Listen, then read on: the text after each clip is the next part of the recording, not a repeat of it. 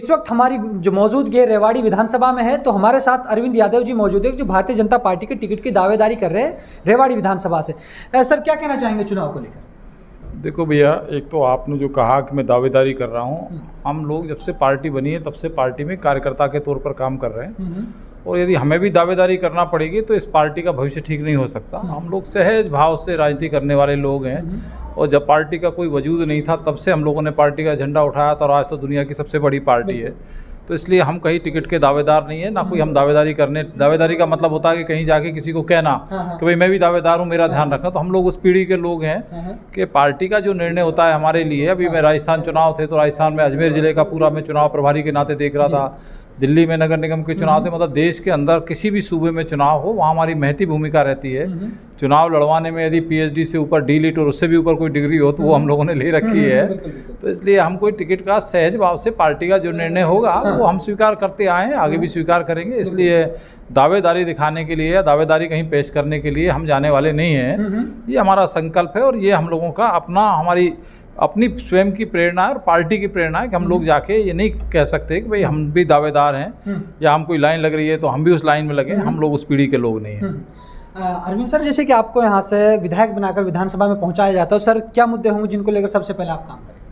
देखिए, काम करने के लिए अपार संभावनाएं रहती हैं। कितनी भी अच्छी सरकार हो, कितना भी अच्छा विधायक हो, लेकिन उसकी अपनी काम करने की लिमिटेशंस होती है। कौन जीतने के बाद ये नहीं चाहेगा भाई मेरे विधानसभा के अंदर अच्छे से अच्छे काम हो, बढ़िया से बढ़िया मैं कर सकूं, ताकि लोग ये याद रखें कि भाई मेरे विधायक ने इतना बढ़िया काम किया था और मैं भी दावे के साथ कह सकूं। तो बहुत सारी काम होते हैं जो करने का है, वो आपका विजन है कि आप कितने विजनरी हैं। अब नरेंद्र मोदी जी से पहले भी प्राइम मिनिस्टर हुए, मैं नाम गिनाने लगूंगा तो पंडित जवाहरलाल नेहरू से लेकर और सब लोगों के नाम में गिना दूंगा, लेकिन मोदी जी के पास जो विजन है और मोदी जी ने जो एक नई तरीके से रोड मैप तैयार किया है और देश को विकास के रास्ते पर लेके आए, जो पटरी से गाड़ी उतर गई थी, और आज दुनिया उनकी लीडरशिप को मान रही है, सिर्फ हिंदुस्तान ही नहीं मान रहा है, तीसरी बार प्राइम मिनिस्टर भी बने। तो ये हर एक विधायक जो विधायक बनता है उसके अपने गट्स होते हैं, उसका अपना पुरुषार्थ होता है, उसके पास अपना विजन होता है, उन्हीं चीज़ों को आगे बढ़ाता है। तो किसी के पास ज़्यादा विजनरी होता है, कोई कम होता है, तो ये व्यक्ति पर जो है निर्भर करता है। जैसे कि अरविंद सर, विपक्ष आप पर लांछन लगाता है कि 10 साल के अंदर भारतीय जनता पार्टी में हरियाणा में सरकार रही लेकिन कोई विकास नहीं हो पाया। सर, वो कितना सच है? देखिए, विपक्ष यदि हमारी तारीफ करने लग जाएगा तो फिर विपक्ष कहाँ रहेगा। हम विपक्ष में थे तो हम भी लांछन लगाते थे, तो वो भी अपनी भूमिका निभा रहे हैं। लेकिन क्या कोई भी सरकार 10 साल सत्ता में रहती है, तो मैं पूछना चाहता हूँ कि हमसे पहले वो 10 साल सत्ता के अंदर थे, तो जनता ने यदि उनको 10 साल के बाद गद्दी से उतार दिया, यदि हमने नहीं अच्छा काम किया होगा, जनता हमसे नाराज होगी, तो वो अभी विधानसभा चुनाव में उसका परिणाम हमारे सामने आ जाएगा।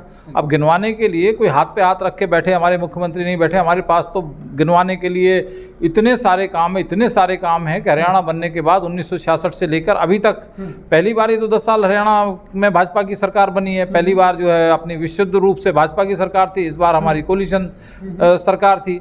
तो काम हर सरकार करती है और हमारी सरकार नहीं, क्योंकि हम लोग जो है व्यवस्था परिवर्तन वाले लोग हैं, सत्ता परिवर्तन वाले लोग नहीं। तो हमने व्यवस्था परिवर्तन करके दिखाया है कि अंत्योदय को, हम दीनदयाल उपाध्याय जी के अंत्योदय को, जो अंतिम सीढ़ी पर समाज का जो तबका बैठा हुआ है, उसको हम कैसे ऊपर लेके आएँ, उसके जीवन के अंदर कैसे हम रोशनी लेके आएँ। हमारे मुख्यमंत्री मनोहर लाल जी ने 9.5 साल के अंदर वो करके दिखाया है। उसमें बहुत सारे हैं, जैसे पहले एक व्यापार होता था, ट्रांसफ़र एक व्यवसाय बना हुआ था, उससे छुटकारा दिलाया। किसी विधायक के पास कोई ट्रांसफ़र के लिए लाइन नहीं लगती थी, तो इतनी लाइन लगती थी ट्रांसफ़र के लिए, और उसी के अंदर लोग पैसे का लेन देन करते थे। नौकरियों के अंदर विधायकों से पर्ची मांग ली जाती थी, वो अपने रिश्तेदारों को अपना पैसे से, अपना दूसरे मीन्स से वो नौकरियां बांटते थे। आज हम सीना चौड़ा करके कहते हैं कि हमने ऐसी नौकरियां बांटी कि हमारे भाजपा के कार्यकर्ता, कई लोग कहते हैं कि हमने जीवन लगा दिया। हम उनको यही समझाते हैं, आपने जीवन अपने बच्चों को नौकरी लगाने के लिए थोड़ी लगाया था, आपने स्वेच्छा से पार्टी को मां मान के लगाया था। तो पार्टी ने एक मेरिट के आधार पर नौकरी देने का जो काम किया है, कल्पना भी नहीं कर सकता था। तो इस तरीके के बहुत सारे online services Bharatiya Janata party ने, कई कमियां रहती हैं, सिस्टम में कमियां रहती है, इम्प्लीमेंट करने वाले ईमानदारी से इम्प्लीमेंट नहीं करते। उस विषय को यदि छोड़ दिया जाए तो मनोहर लाल जी की सरकार ने ईमानदारी से, दूरदृष्टि से, नेक भावना से 9.5 साल इतने काम किए हैं, चाहे वो मोदी की सरकार केंद्र में रही या प्रदेश में हमारे मनोहर लाल जी की सरकार रही, कि उसका कोई सानी नहीं है, उसका कोई इतिहास को उसको कोई बदल भी नहीं सकता जितना उन्होंने विकास का काम किया है। जैसे कि अरविंद जी, मैं कहना चाहूँगा आपसे, जो आपकी रेवाड़ी विधानसभा है, यहाँ का जो ग्रामीण क्षेत्र सर, उसमें पानी का जो थोड़ा सी किल्लत है सर, उसको लेकर क्या कहना चाहिए? देखिए भैया, ये सब जगह कुछ ना कुछ तो, मैं परसों हमारी बैठक थी, मैं दिल्ली से निकला। हाँ। मैं 2 घंटा मूंडका में, और जो है वहाँ नांगलोई से निकलने के बाद 2 घंटे लग गए। रोड के ऊपर 2.5-3 फुट पानी था।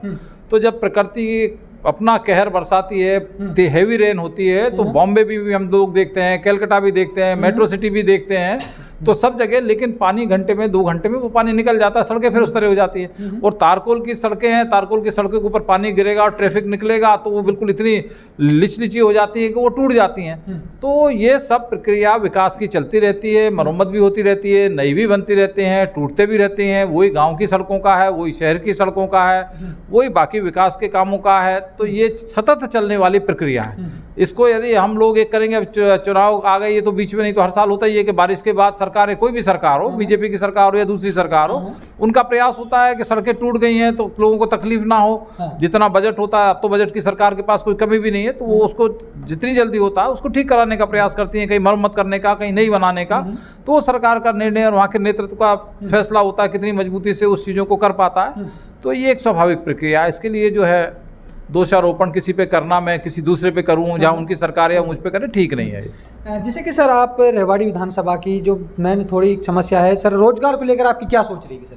देखिए, रेवाड़ी के अंदर रोजगार की सोच का है। रेवाड़ी एक जो है हरियाणा के अंदर गुड़गांव के बाद सबसे ज़्यादा जीएसटी देने वाला ज़िला है। हाँ। ये शायद आपको जानकारी नहीं होगी। सबसे ज़्यादा जीएसटी कलेक्शन रेवाड़ी ज़िले से होता है, और वो तभी होता है कि यहाँ एक इंडस्ट्रियल हब हमारा, चाहे धारूहेड़ा हो, चाहे हमारा बावल हो, मतलब इतना बड़ा, या रेवाड़ी शहर हो, इतना बड़ा इंडस्ट्रियल हब बना हुआ है। तो हमारे यहाँ रोजगार की कमी कंपैरेटिवली बाकी जगहों से, हरियाणा से, यहाँ के लोगों को कम रहती है। हमारे तो, हम तो रोजगार जो है देश के दूसरे हिस्से के लोगों को दे रहे हैं। हमारे यहाँ तो रोजगार का ऐसा नहीं है। और फिर हमारे यहाँ सबसे ज़्यादा आर्मी के अंदर लोग जाते हैं, प्रेफर करते हैं आर्मी के अंदर, फौज के अंदर। अपने वहाँ जो है बॉर्डर के ऊपर जो हम चैन की नींद सोते हैं, वो रेवाड़ी के लोगों के कारण से सोते हैं, वो दक्षिण हरियाणा के लोगों के कारण से सोते हैं, वो हरियाणा के लोगों के कारण से सोते हैं चैन की नींद, और बॉर्डर के ऊपर वो हमारे देश की सुरक्षा करते हैं। तो इतनी बड़ी समस्या, ये एक विश्वव्यापी समस्या है। लेकिन कंपैरेटिवली रेवाड़ी ज़िले के अंदर ये, इसको एक विकराल रूप में आप नहीं देख सकते। यहाँ है अनएम्प्लॉयमेंट है, वो अनएम्प्लॉयमेंट रहेगा, 100% एम्प्लॉयमेंट कहीं नहीं हो सकता। लेकिन यदि आप कंपेयर करेंगे तो निश्चित तौर पर रेवाड़ी के अंदर इंडस्ट्रियल हब होने के कारण से यहाँ ये समस्या कम है। अरविंद सर, क्या तीसरी बार भारतीय जनता पार्टी हरियाणा के अंदर सरकार बनाने जा रही है? देखिए, हाथ कंगन को आरसी क्या, पढ़े लिखे को फारसी क्या, वो सामने भी दीवार पे आप लिखा देख लो, वो भी पढ़ लो, आपके साफ दिखाई, इबारत लिखी दिखाई दे रही है कि भारतीय जनता पार्टी नायब सैनी जी के नेतृत्व में वो इसलिए बना रही है कि लोगों का मन, मतदाताओं का मन भाजपा के प्रति है। वो इसलिए भाजपा के प्रति है कि भाजपा ने, जो आप अभी थोड़ी देर पहले मुझसे पूछ रहे थे कि 9.5 साल में क्या किया, तो हम उसी बात पे जाएंगे। हम लोगों के बीच में, मतदाताओं के बीच में, हम इसी बात को लेके जाएंगे कि यदि 9.5 साल हम आपके मत के ऊपर खरे उतरे हैं तो तीसरी बार हमारा अधिकार बनता है। हम इसीलिए विकास हमने किया है, हमने तुम्हारे सब कामों को किया है, हमने जितनी तुम्हारी अपेक्षा थी उस पर हमने उतरने का प्रयास किया है, क्योंकि जनता की अदालत तो सबसे बड़ी अदालत है। तो हम अपना मुकदमा लेके जनता की अदालत में विकास के नाम पर ही जाने वाले हैं। देश में अभी लोकसभा के चुनाव थे, हम उसी नाम पर देश के मतदाताओं के बीच में गए, और देश के मतदाताओं ने तीसरी बार मोदी जी के नेतृत्व में सरकार बनाई। तो हम ये काम करने वाले हैं, इसमें कहाँ दिक्कत की बात है। तो ये हमारे साथ जैसे कि अरविंद यादव जी मौजूद थे, जिन्होंने हमें अपने विधानसभा के बारे में बताया। तो आप लोग देखते रहिए हमारे साथ विधानसभा कवरेज।